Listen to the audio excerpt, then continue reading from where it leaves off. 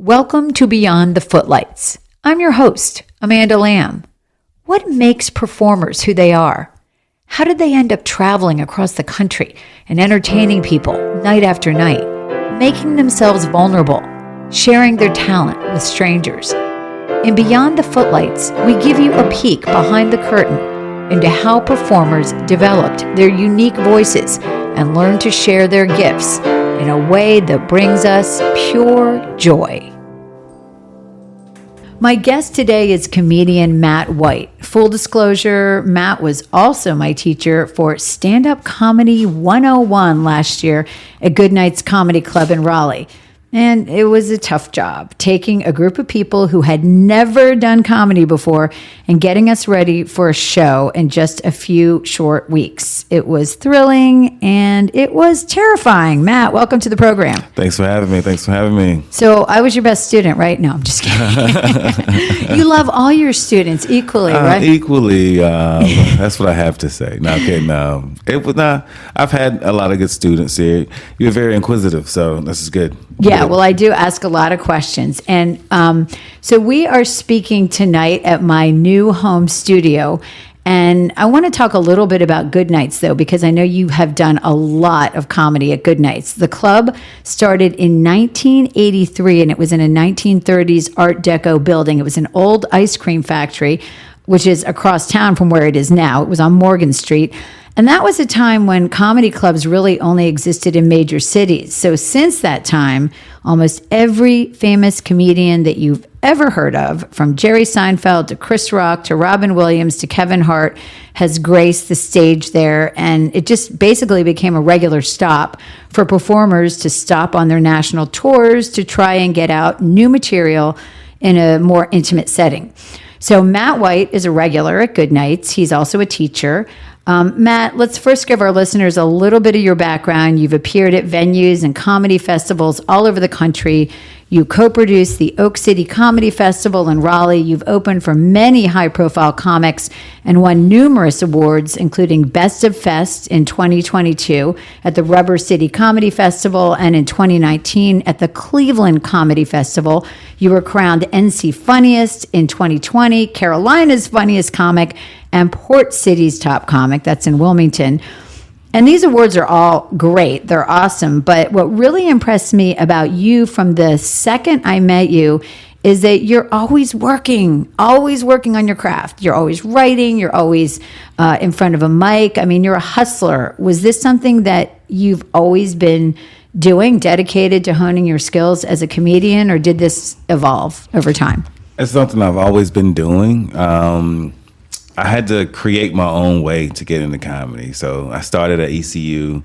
There was no open mics, no comedy scene there. So I had to create an organization, and you can't wait for nobody to do it for you. When was that, Matt? It was a long time ago. Not that long ago. You're much younger than I am. It was 2004, 2005. Okay. So that's when I started the organization. Did what I had to do, wrote a constitution. People came and built it. And that started with improv, if I'm remembering correctly. Yes. I was in improv. I was an actor. I mean, I kind of still am, but I was an actor first. Got into an improv group. I just thought you had to be funny. I was saying funny stuff. Then I found out, you got rules to do. I didn't know anything. You have to write jokes, which is what you told me. Yeah. So the improv is totally different from stand-up. I say that. Right. But I had a knack for it and got into it, but I had to learn the craft. But that's one of the things I've been hustling to do, to learn it, because when you're in an area where it's not popular, there's not a lot of research. There's not a lot of stuff going on. So you have to bring it to people. Yes, I mean, you have to create it, and that's what you did.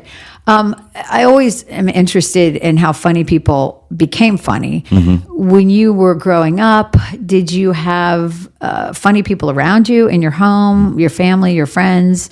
Or did you take the funny stuff that happened and then make that into your act?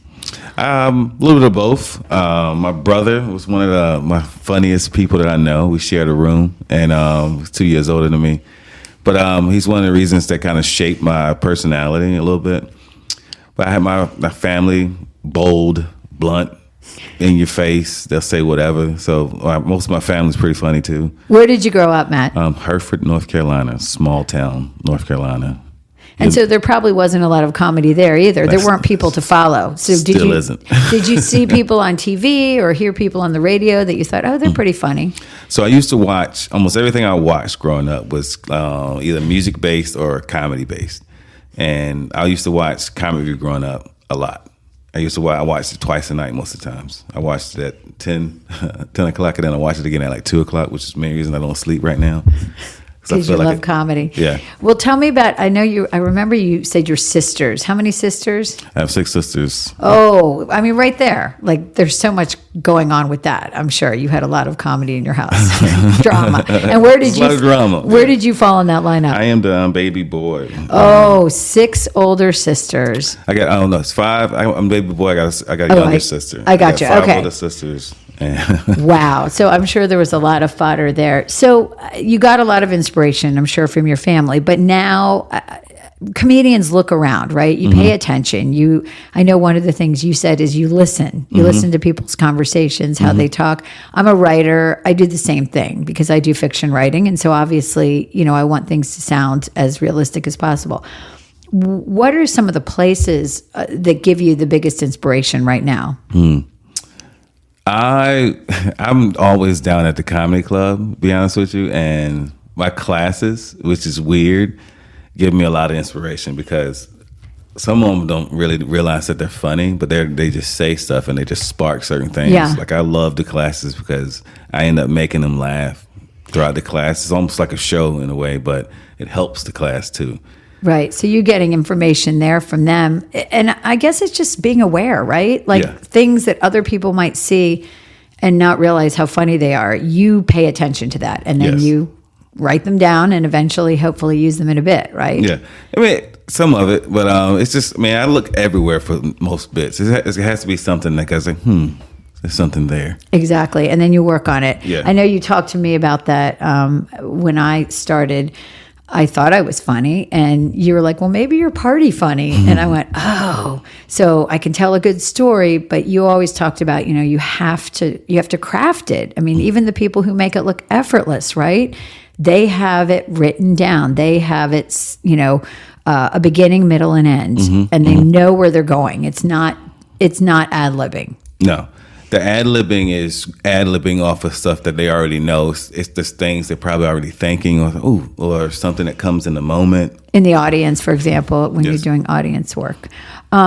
So I think right now is a really challenging time, right, for comedy, because people take things personally.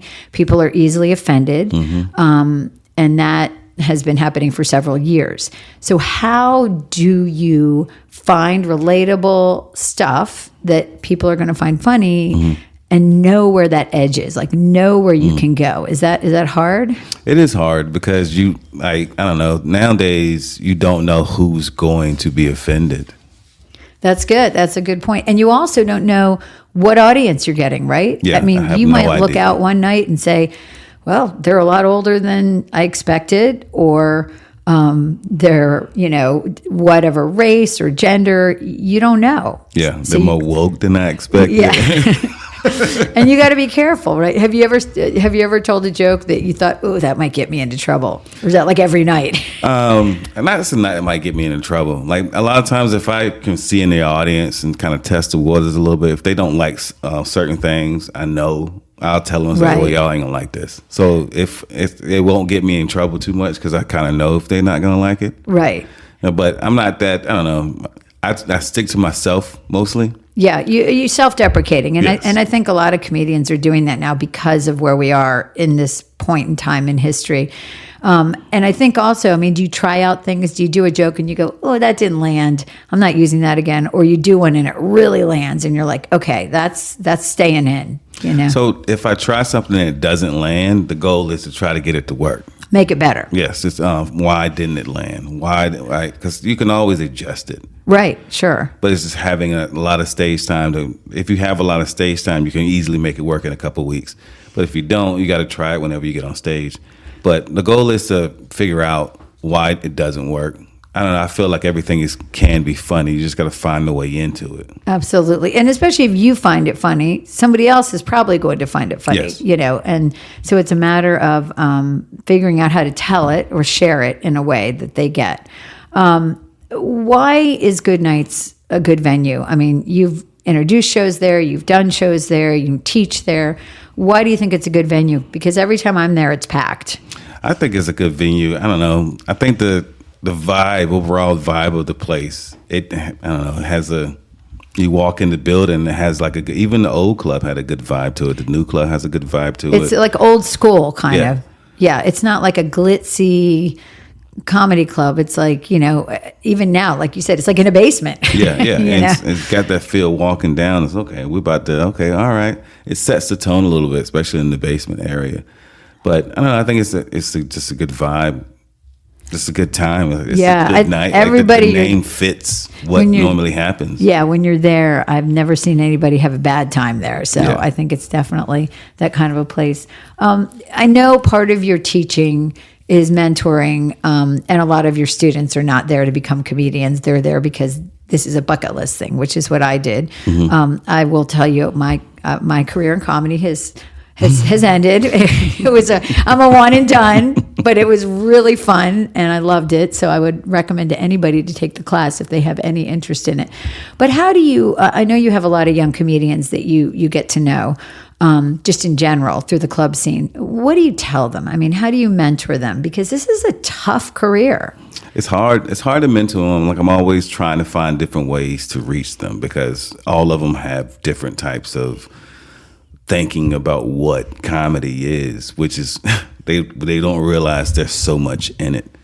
It's just not about being funny. There's just so much in it. It's a craft for a reason, but it's an art. Yeah. I try to find ways to. One of the most recent things I've been doing is trying to keep people to embrace where they are. Like if you're just starting, embrace that and not necessarily fail, but have fun with the process. If you fail, have fun with it. If you're not doing the things you want to do, don't rush it because it's not one of those things that can be rushed.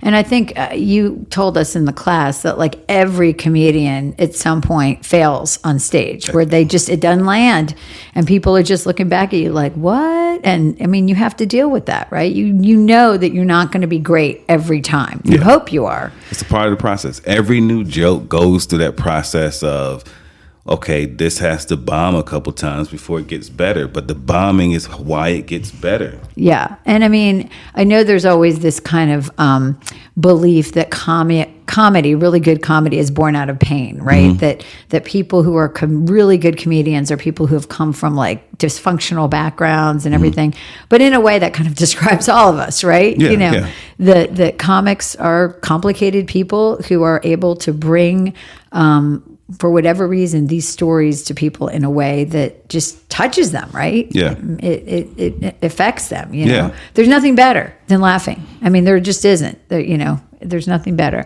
Where can people find out what you're doing next, what you're working on? They can check out my website, mattwhite.com or mattwhitecomedy.com, or I'll change it to mattainwhite.com. Okay, which one is it? I got both names, so either one will send you to it. Okay. And what are some things you're working on right now? Anything you can share? I am currently working on.